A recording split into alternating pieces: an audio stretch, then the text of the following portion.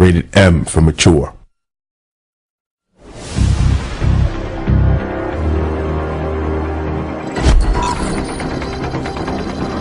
Ernest Stockwell, CEO of Security and Strategy Corporation, says our future depends on the private military.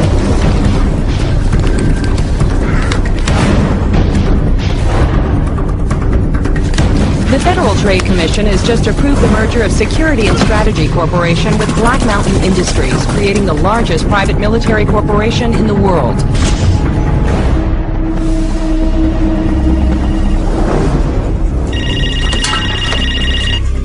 Yeah. You haven't seen the news, have you? Things are about to get real busy. Real fast, so get ready. Tyson. Are you listening to me? Yeah. I'll be there.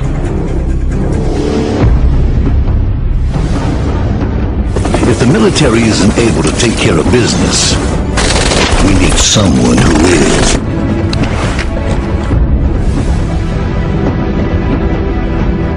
There's a contract out on you two. You're wanted for murder. And we at SSC are doing everything in our power to find whoever is responsible for this tragic incident and bring them to justice.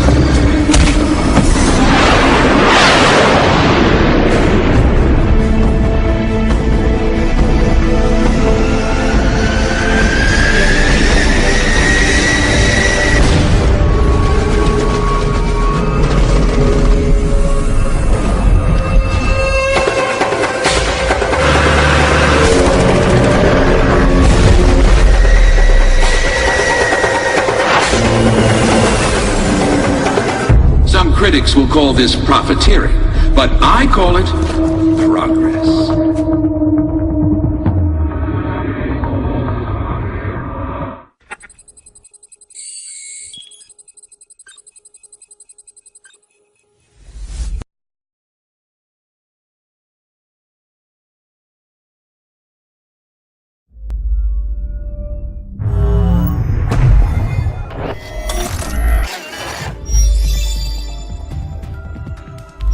The online space is littered with games offering a variety of different multiplayer options. Some simple, some more complex. Enter Brink. Brink is the latest team-based shooter from developer Splash Damage, best known for its work on Return to Castle Wolfenstein, and more recently, Quake Wars: Enemy Territory. While it holds several good ideas, and is a fresh step away from ultra-popular shooters like Call of Duty, Brink never steps up to greatness as a sum of its parts. If we stay here, we die! Brink's visual style is a cool one, with elongated characters and a wide array of choices to alter how your character looks. By leveling up and competing in challenges, you'll unlock more looks, weapons, and skills to aid you in the fight. The visual flair doesn't carry over into the gameplay, however, as you'll often catch pixelated lines, blurred textures, and murky colors throughout the experience. The story is rather forgettable and feels like it's only in place to get the two sides to fight. The game is set in a futuristic world in which a floating city called the Ark holds the last remnants of society. You must pick a side in the fight between the security forces who want to save the city and the rebels who want to escape it. Every level is bookended by cutscenes, but after the second or third viewing they already start to feel too familiar. Story isn't paramount to an online shooter's success, but in this case, it almost gets in the way of the action. You just saved the Ark! The campaign can be played alone with a team of bots, or opened up to full teams of real players. The bots are a nice touch for those who want to go it alone, but their skills are lacking and you'll end up having to tackle objectives alone to get anywhere in the game.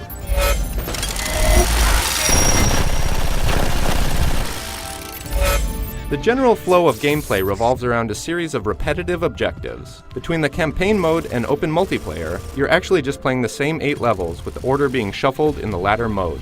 The objectives remain the same each and every time you play the level, so you'll quickly learn the bottlenecks and strategic areas of every map. You don't specifically choose which mode to play, as it's dictated by the map. The level design is quite good overall, with nooks and crannies that can be navigated in different ways depending on what body type you choose. The gameplay features 4 different classes: Soldier, Medic, Engineer, and Operative. In every level, you're all but required to switch classes multiple times, so you never quite get the chance to master one in particular. Every class plays in a similar manner, so the only real gameplay changes come from choosing a different body type and which class skills you've unlocked. Movement is one of Brink's fortes. Using a system called Smooth Movement Across Random Terrain, or SMART for short, you can hold down a single button to leap over obstacles, climb walls, and slide under and around the game world. This smoothness feels great throughout the experience, but from a first-person perspective, even the speed and agility of your character's body type feels relatively minor.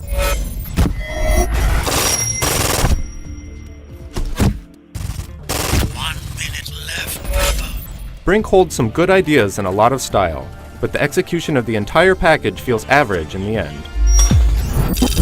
With repetitive objectives, the lack of robust progression, and a small number of maps, the game just doesn't reach the heights it has the potential for.